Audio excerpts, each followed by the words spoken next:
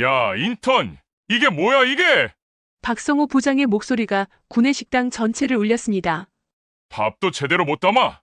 이런 식으로 일할 거면 여기서 뭐하러 있어! 오후 1시 점심시간이 한창인 구내식당이었습니다. 300명이 넘는 직원들이 식사를 하고 있던 그 순간 모든 시선이 한 곳으로 집중되었죠. 마케팅팀 부장 박성호가 배식대 앞에서 고함을 지르고 있었고 그 앞에는 27살 인턴 김수진이 고개를 숙인 채 서 있었습니다. 박성호는 평소에도 직원들 사이에서 악명이 높았어요. 45세의 나이에 겨우 부장 자리에 있으면서도 자신보다 약한 사람들에게는 한없이 거만했죠.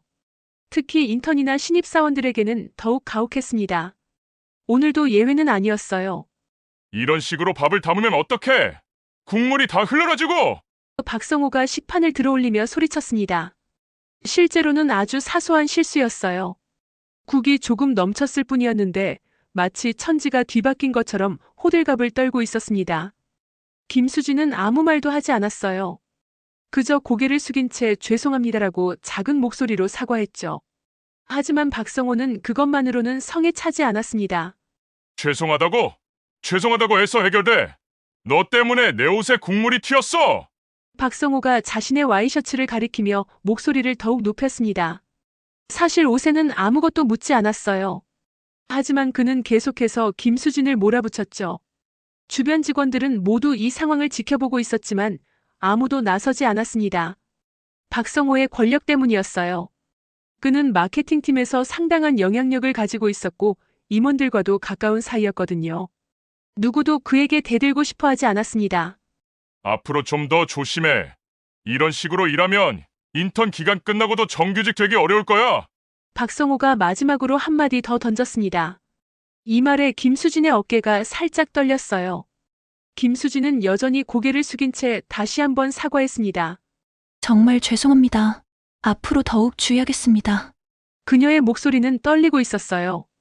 박성호는 만족스러운 표정을 지으며 자리를 떠났습니다. 마치 자신이 무언가 대단한 일을 해낸 것처럼 당당하게 걸어갔죠. 남겨진 김수진은 한동안 그 자리에 서 있었습니다. 주변 직원들의 시선이 따가웠어요. 어떤 이들은 동정의 눈빛을 보냈지만 대부분은 그냥 자신의 일로 돌아갔습니다. 이런 일이 이 회사에서는 일상이었거든요. 하지만 아무도 몰랐습니다. 지금 굴욕을 당하고 있는 이 27살 인턴이 바로 이 회사 오너 회장의 외동딸이라는 사실을 말이에요. 그리고 이 모든 상황이 비밀리에 회장에게 보고되고 있다는 것도 아무도 상상하지 못했죠. 과연 이 거만한 부장은 자신이 누구에게 그런 짓을 했는지 알게 될까요? 그리고 김수진은 왜 자신의 정체를 숨기고 이런 굴욕을 참고 있는 걸까요? 지금 이 순간 구독과 좋아요 버튼을 눌러주시면 앞으로 펼쳐질 통쾌한 복수극을 놓치지 않으실 수 있습니다. 그날 이후 박성호의 김수진에 대한 괴롭힘은 더욱 심해졌습니다. 마치 자신의 권력을 과시할 새로운 타겟을 찾은 것처럼 말이죠. 다음 날 오전 마케팅팀 사무실에서 박성호가 또다시 김수진을 불렀어요. 김 인턴, 이리 와봐. 그의 목소리에는 여전히 거만함이 가득했습니다. 김수진이 다가가자 박성호는 책상 위에 서류 더미를 가리켰어요. 이거 다 복사해. 그리고 각 부서별로 정리해서 오늘 오후까지 배포하고 무려 500장이 넘는 분량이었습니다. 보통이라면 이틀은 걸릴 일이었죠. 부장님 이 분량이면 시간이. 김수진이 조심스럽게 말하려 했지만 박성호는 차갑게 끊어버렸습니다. 뭐, 할 수 없다는 거야? 그럼 인턴이 여기서 뭐하러 있어? 박성호의 목소리가 높아지자 주변 동료들이 슬금슬금 고개를 돌렸어요. 하지만 아무도 개입하지 않았습니다. 김수진은 결국 알겠습니다라고 대답할 수밖에 없었어요. 박성호는 만족스러운 미소를 지으며 추가로 말했습니다. 아, 그리고 복사기 토너도 교체하고 사무용품 재고도 확인해둬. 인턴이니까 이런 일도 배워야지. 이것은 명백한 권력 남용이었어요. 인턴의 업무 범위를 훨씬 벗어난 일들이었고 무엇보다 한 사람이 하루 만에 끝낼 수 없는 양이었습니다. 하지만 박성호는 전혀 개의치 않았죠. 점심시간이 되어서도 김수진은 복사기 앞에서 일하고 있었어요. 동료들이 모두 식당으로 향하는 동안 그녀만 홀로 남아 있었습니다. 배가 고팠지만 일을 끝내야 한다는 압박감 때문에 식사를 거를 수밖에 없었어요. 이때 같은 팀의 이선미 대리가 다가왔습니다. 수진 씨, 점심 안 드세요? 그녀는 김수진의 상황을 안타깝게 바라봤어요. 아, 네. 일이 좀 많아서요. 김수진이 억지 웃음을 지으며 대답했습니다. 이선미는 잠시 망설이다가 작은 목소리로 말했어요. 박 부장님이 또 그러시는군요. 사실 모든 사람이 다 알고 있어요. 그분이 어떤 분인지. 그녀의 목소리에는 안타까움과 동시에 두려움이 섞여 있었습니다. 괜찮아요. 인턴이니까 이런 일도 배워야죠. 김수진이 애써 밝게 웃으며 대답했지만 이선미는 그 미소 뒤에 숨겨진 아픔을 읽을 수 있었어요. 오후 3시 박성호가 다시 나타났습니다. 복사 다 끝났어? 그의 어조는 여전히 명령조였어요. 아직 조금 더 시간이. 김수진이 말하려 했지만 박성호는 혀를 차며 말을 끊었습니다. 아직도? 이런 간단한 일도 제때 못 끝내. 정말 답답하네. 박성호가 고개를 저으며 주변을 둘러봤어요. 마치 다른 사람들에게 김수진의 무능함을 보여주려는 듯 했습니다. 실제로 주변 동료들은 이 상황을 지켜보면서도 아무 말하지 못했어요. 박성호의 권력이 그만큼 세다는 것을 모두가 알고 있었거든요. 그는 임원들과 가까운 사이였고 마케팅팀에서도 상당한 발언권을 가지고 있었습니다. 오늘 퇴근 전까지는 꼭 끝내. 알았지? 박성호가 마지막 통보를 하고 자리를 떠났어요. 김수진은 그 자리에 서서 한참을 멍하니 있었습니다. 주변 동료들의 동정 어린 시선들이 느껴졌지만 그것마저 그녀에게는 부담이었어요. 자신 때문에 다른 사람들까지 불편해하는 것 같았거든요. 저녁 8시가 넘어서야 김수진은 모든 일을 마칠 수 있었습니다. 회사에는 이미 몇 명 남지 않은 상태였어요. 박성호는 진작에 퇴근한 뒤였죠.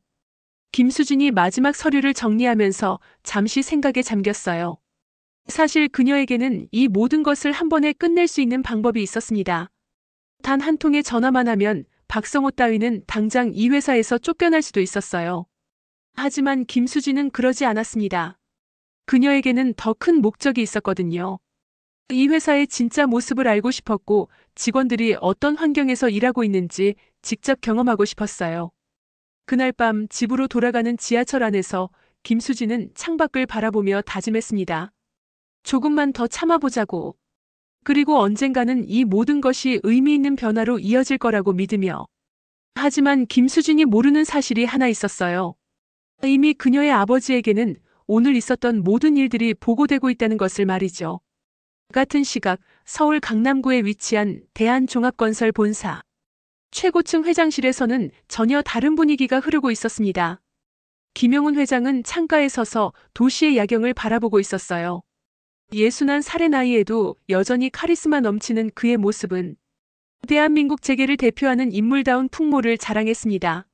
하지만 지금 그의 표정은 평소와 달리 굳어져 있었죠. 회장님, 보고드릴 일이 있습니다. 문이 열리며 보안팀장 최철민이 들어왔어요. 그의 손에는 두꺼운 파일이 들려 있었습니다. 김용훈이 천천히 돌아서며 물었습니다. 수진이 일인가? 네, 그렇습니다. 최철민의 목소리에는 약간의 긴장감이 서려 있었어요. 그는 지난 한 달간 김수진의 회사 생활을 은밀히 관찰해왔거든요. 사실 김수진이 대한종합건설에서 인턴으로 일하는 것은 김용훈 회장의 허락하에 이루어진 일이었어요. 하지만 그 누구도 그녀의 진짜 정체를 모르도록 철저히 비밀에 붙여져 있었습니다. 심지어 인사팀장도 그녀가 회장의 딸이라는 사실을 모르고 있었죠. 오늘 있었던 일부터 보고하세요. 김용훈이 집무용 의자에 앉으며 말했습니다. 최철민이 파일을 펼치며 시작했어요. 마케팅팀 박성호 부장이 오늘도 따님을 공개적으로 모욕했습니다.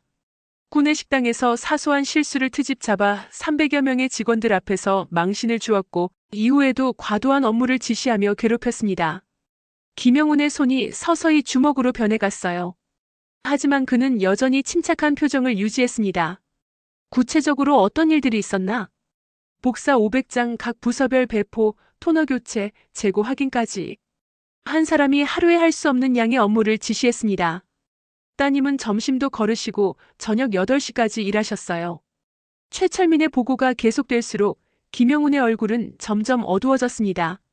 그는 평생을 기업 경영에 몸담아왔지만 자신의 딸이 이런 대우를 받고 있다는 사실은 참을 수 없었어요. 박성호의 인사 기록을 가져왔나? 김영훈이 낮은 목소리로 물었습니다. 네, 여기 있습니다. 최철민이 또 다른 파일을 펼쳤어요. 45세, 입사 12년 차, 현재 마케팅팀 부장. 하지만 승진은 예정보다 늦어진 상태입니다. 김영훈이 서류를 넘기며 읽어나갔어요. 박성호의 인사평가에는 업무 능력은 보통, 대인관계에서 문제 있음이라고 적혀 있었습니다. 특히 부하 직원들과의 관계에서 여러 차례 문제가 제기되었다는 기록도 있었죠. 이런 인간이 어떻게 부장까지 올라왔지? 김영훈의 목소리에 분노가 서리기 시작했어요.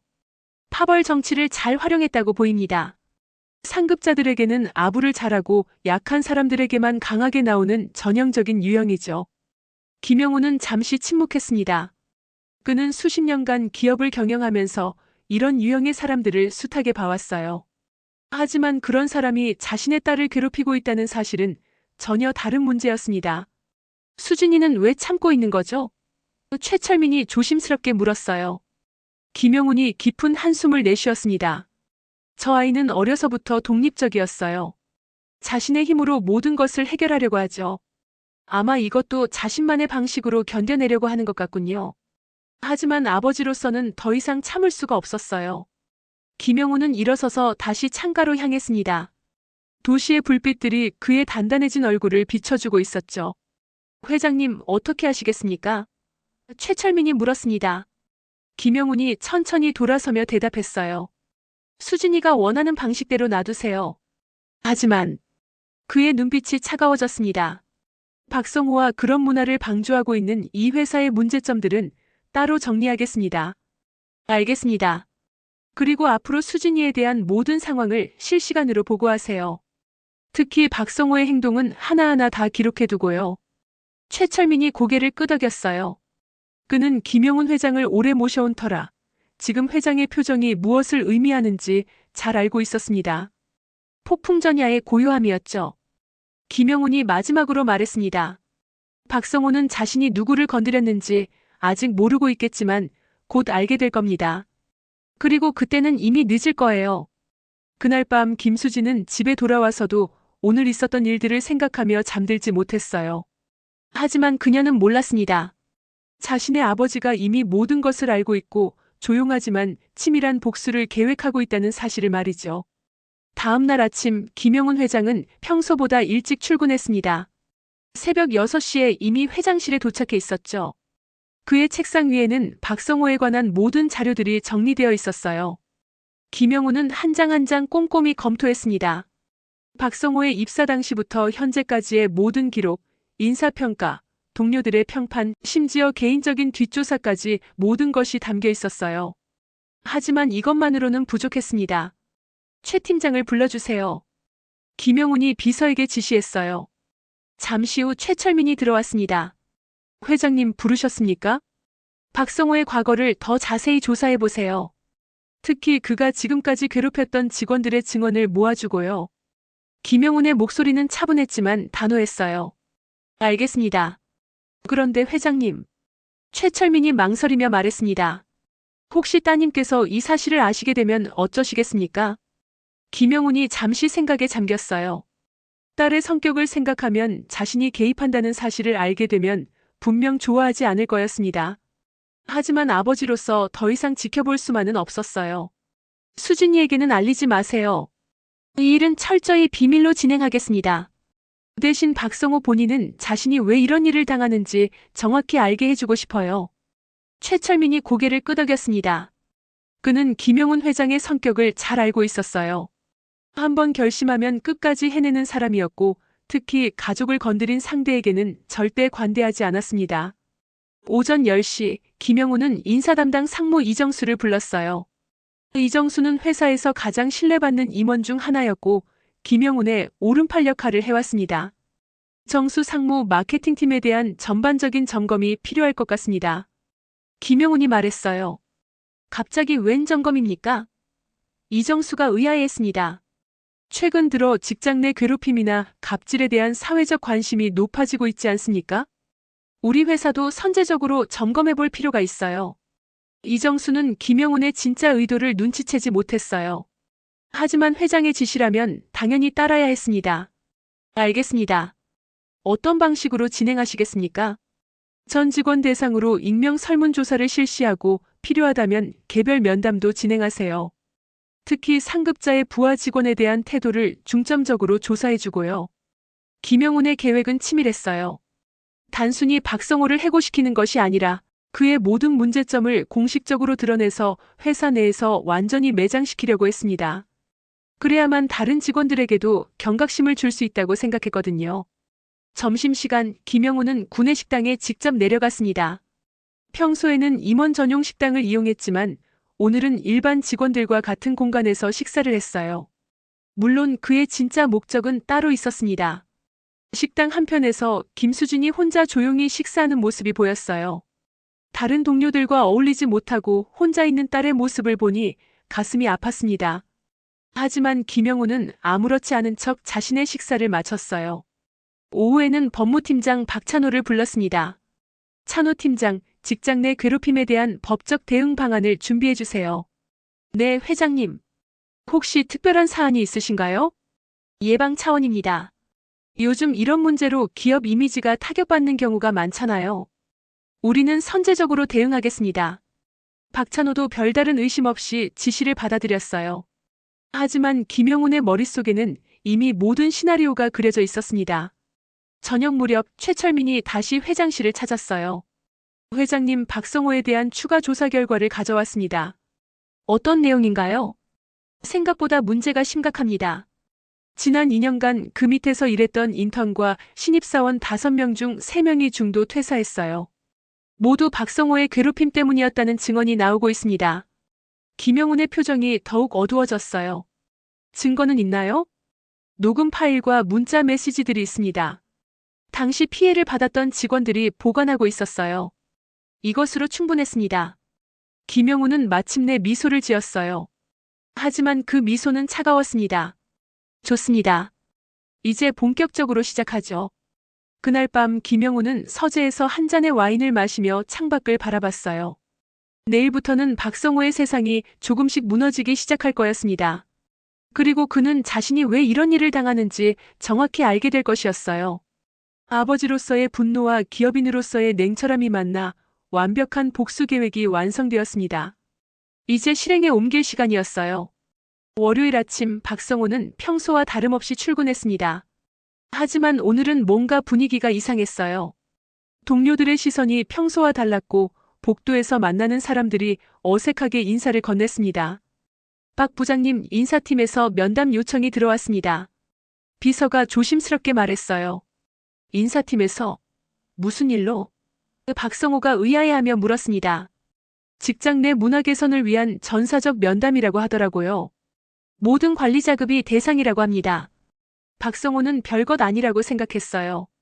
요즘 어느 회사든 이런 형식적인 면담을 하니까 말이죠. 하지만 그는 몰랐습니다. 이것이 자신을 향한 정교한 덫의 시작이라는 사실을 말이에요. 오전 11시 박성호는 인사팀 면담실에 들어갔습니다. 이정수 상무와 인사팀 부장 김미영이 그를 기다리고 있었어요. 박 부장, 수고 많습니다. 앉으세요. 이정수가 정중하게 인사했습니다. 안녕하십니까, 상무님. 박성호가 의자에 앉으며 여전히 편안한 표정을 지었어요. 오늘은 팀 관리에 대해서 몇 가지 여쭤보려고 합니다. 요즘 부하 직원들과의 관계는 어떠신가요? 좋습니다. 다들 열심히 하고 있어요. 박성호가 자신만만하게 대답했습니다. 이정수가 서류를 넘기며 계속 물었어요. 최근에 새로 들어온 인턴 김수진 씨는 어떤가요? 업무 적응은 잘하고 있습니까? 박성호의 표정이 미묘하게 변했어요. 아, 김인턴 말씀이시군요. 글쎄요. 아직 많이 부족하죠. 기본적인 업무도 제대로 못하고 실수도 많고요. 구체적으로 어떤 실수들이 있었나요? 구내식당에서 국을 흘린다든지 복사 업무도 제대로 못하고 뭐 그런 것들이죠. 박성호가 대수롭지 않게 말했습니다. 이정수와 김미영이 서로 눈빛을 교환했어요. 그들은 이미 김수진에 대한 다른 직원들의 증언을 듣고 있었거든요.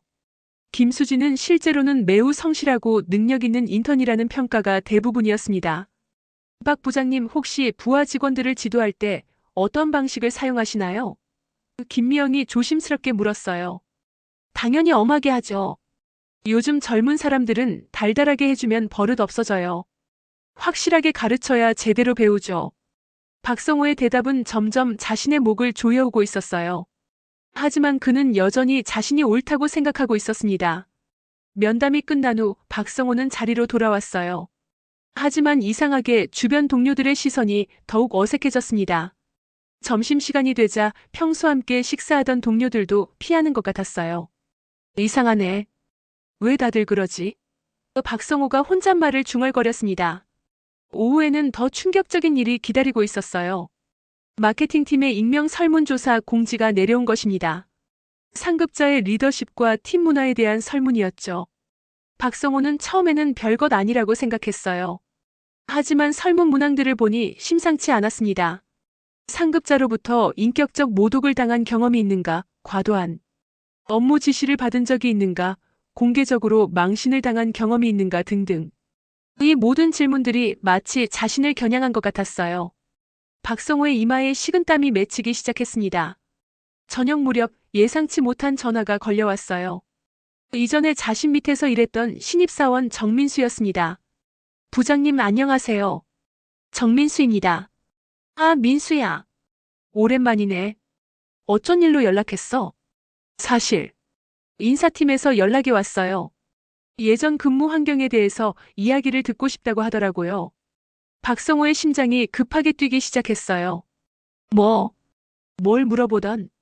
별것 아니에요. 그냥 팀 분위기가 어땠는지, 업무 지시는 적절했는지. 그런 거요. 정민수의 목소리에는 미묘한 감정이 섞여 있었어요.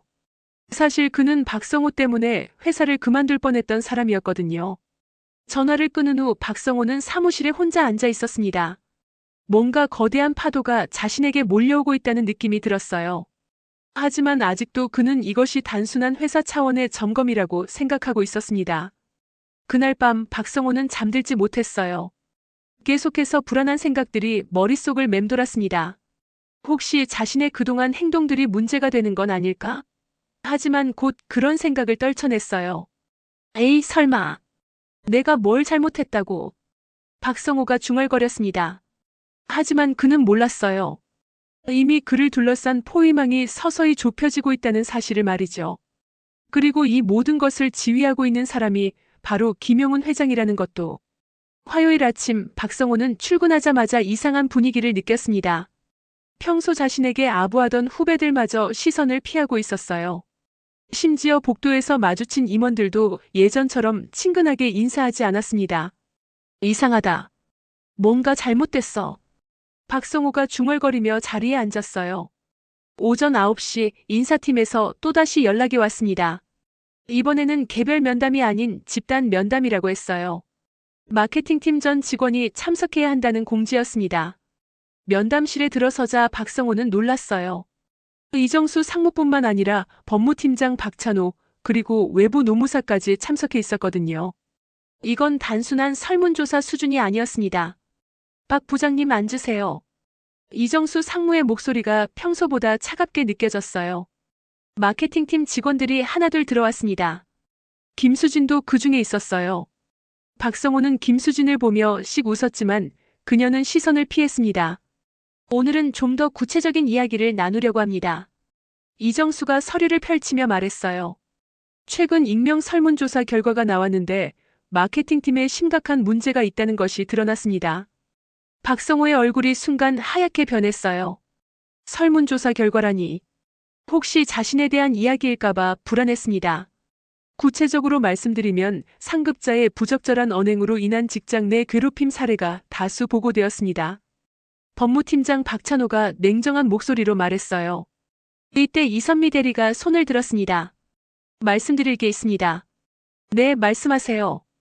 박 부장님께서 김수진 인턴에게 하신 행동들이 정말 심했어요. 구내식당에서 300명 앞에서 모욕을 주시고 하루에 할 수 없는 양의 업무를 지시하셨습니다. 박성호가 벌떡 일어났어요. 그건 업무 지도였어. 인턴이니까 엄하게 가르친 거지. 괴롭힘이 아니야.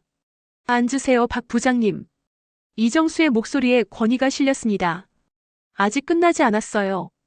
다른 팀원들도 하나둘 증언을 시작했어요. 박성호가 그동안 얼마나 많은 사람들을 괴롭혔는지가 구체적으로 드러나기 시작했습니다. 과도한 야근 지시, 인격 모독적인 발언, 공개적인 망신 주기까지. 이건 다 오해예요. 박성호의 목소리가 떨렸어요. 저는 그냥 회사를 위해서. 이때 이정수가 또 다른 서류를 꺼냈습니다. 박 부장님, 이건 어떻게 설명하시겠어요? 그 서류에는 이전에 박성호 밑에서 일했던 직원들의 증언이 담겨 있었어요. 정민수, 이지혜, 한상우. 그들 모두가 박성호의 괴롭힘 때문에 힘들어했다는 구체적인 증언들이었습니다. 정민수 씨는 박 부장님 때문에 우울증 치료를 받았다고 하네요. 이지혜 씨는 회사를 그만두려고까지 했고요. 박성호의 얼굴이 창백해졌어요. 자신이 그동안 저질렀던 일들이 하나하나 드러나고 있었습니다. 더 이상 변명할 여지가 없었어요. 그리고 이건 결정적인 증거입니다. 법무팀장이 녹음기를 꺼냈어요. 박 부장님이 김수진 인턴에게 하신 말씀들이 녹음되어 있습니다. 녹음기에서 박성호의 목소리가 흘러나왔어요. 이런 식으로 밥을 담으면 어떡해. 국물이 다 흘러가지고. 너 때문에 내 옷에 국물이 튀었어. 이런 식으로 일하면 정규직 되기 어려울 거야. 박성호는 완전히 무너졌어요. 자신의 목소리가 녹음기에서 나오는 것을 들으니 변명할 방법이 없었습니다. 누가 녹음을 했어요? 박성호가 떨리는 목소리로 물었습니다. 그건 중요하지 않습니다. 이정수가 단호하게 말했어요. 중요한 건 박 부장님의 행동이 명백한 직장 내 괴롭힘이라는 것입니다. 김수진은 조용히 앉아서 이 모든 상황을 지켜보고 있었어요. 사실 그녀도 누가 자신을 이렇게 도와주고 있는지 궁금했습니다. 하지만 지금은 진실이 밝혀지는 것이 더 중요했어요. 박 부장님 회사에서는 이 사안을 매우 심각하게 보고 있습니다. 이정수가 마지막 통보를 했어요. 징계위원회가 열릴 예정이고 그 결과에 따라 추가 조치가 있을 것입니다. 박성호는 완전히 절망에 빠졌어요. 자신이 그동안 쌓아온 모든 것이 한순간에 무너져 내리고 있었습니다. 하지만 아직도 그는 몰랐어요. 이 모든 것이 누구의 계획인지를 말이죠. 면담이 끝나고 나서 박성호는 빈 복도에 혼자 서 있었습니다. 동료들의 시선이 따가웠고 앞으로 어떻게 될지 막막했어요. 그는 여전히 자신이 왜 이런 일을 당하게 되었는지 진짜 이유를 모르고 있었습니다. 금요일 오후 2시 대한종합건설 본사 대회의실에 긴장감이 흘렀습니다. 박성호의 징계위원회가 열리는 날이었어요. 평소라면 이런 내부 징계는 조용히 처리되는 것이 보통이었지만 오늘은 달랐습니다.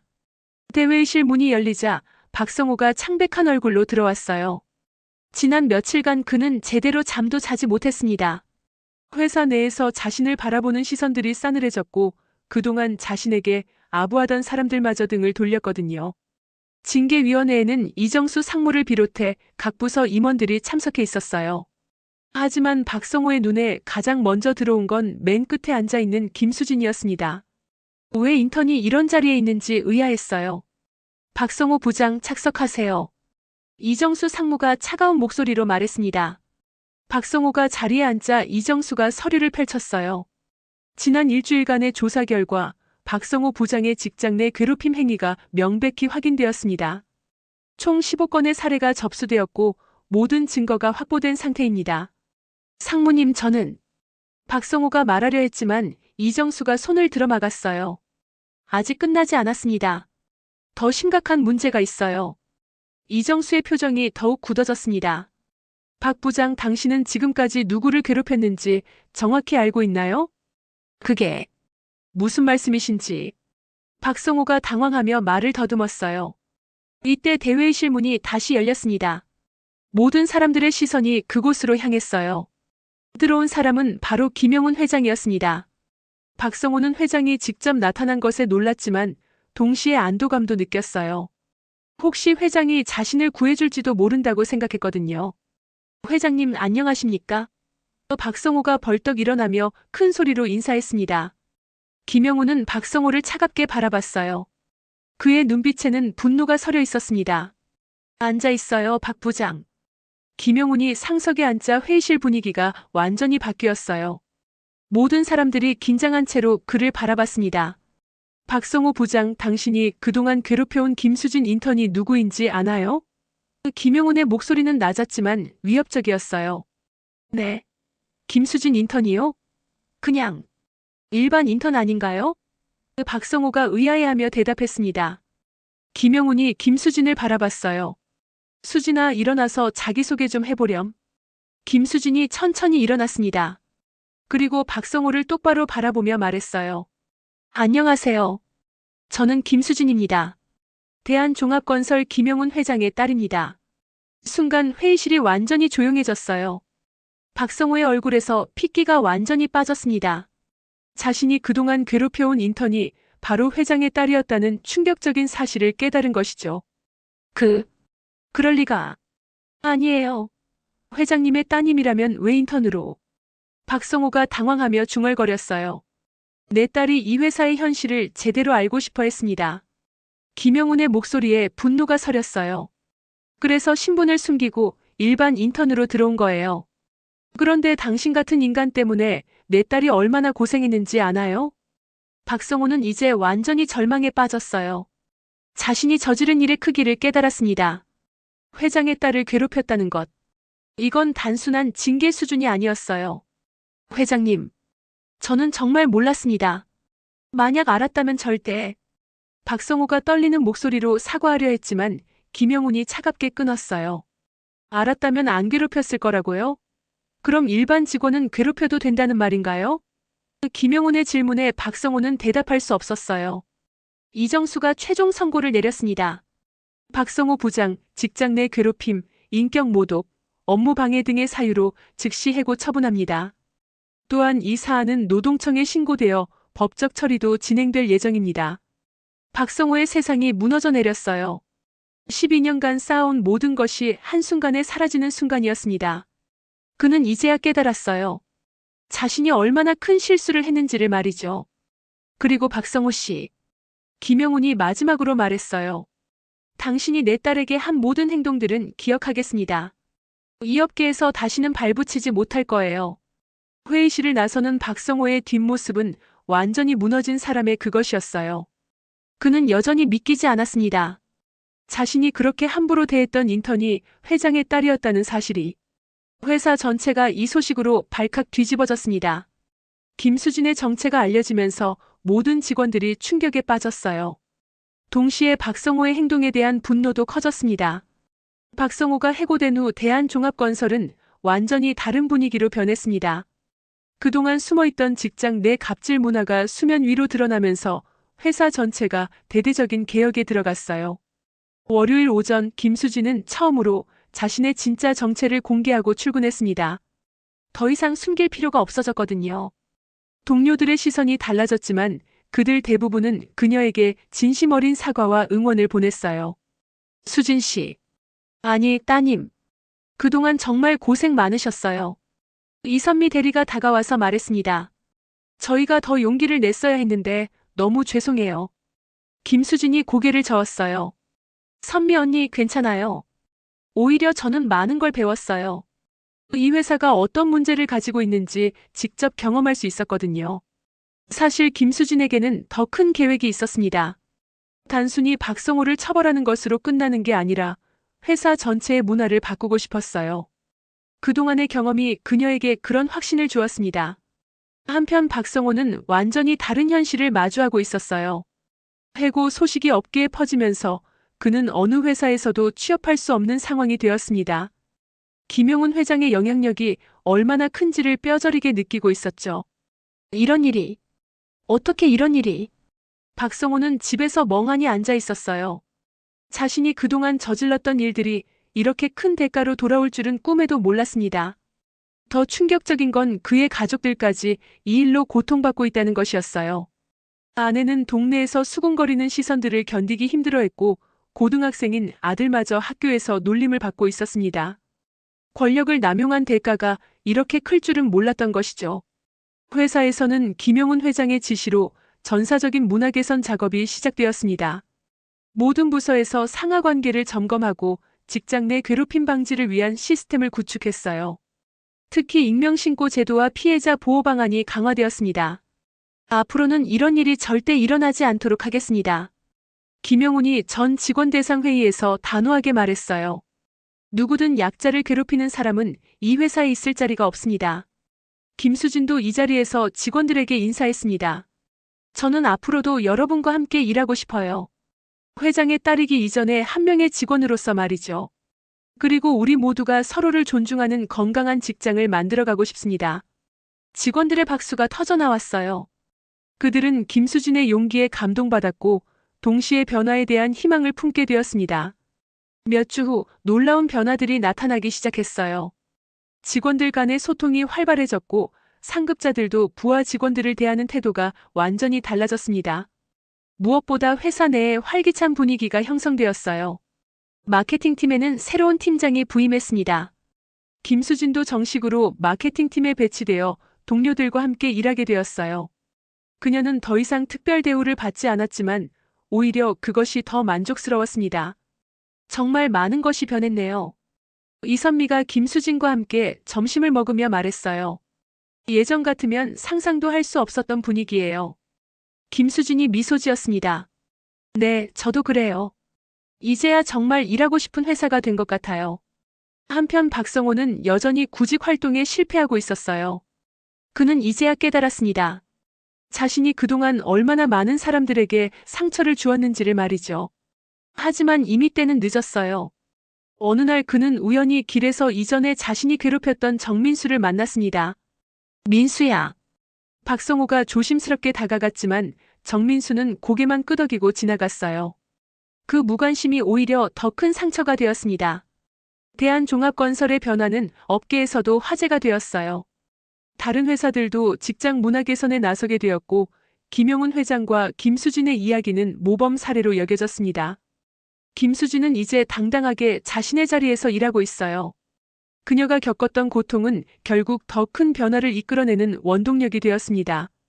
그리고 박성호 같은 사람들이 더 이상 나타나지 않도록 하는 시스템이 구축되었죠. 권력은 약자를 보호하고 올바른 길을 제시할 때 진정한 가치를 발휘합니다. 김영훈 회장과 김수진이 보여준 것처럼 말이에요. 때로는 숨겨진 진실이 드러날 때 세상이 바뀌기도 하는 법입니다. 오늘 이야기가 여러분에게 용기와 희망을 주었다면 구독과 좋아요로 응원해주세요. 여러분의 소중한 댓글 하나하나가 더 좋은 이야기를 만드는 힘이 됩니다.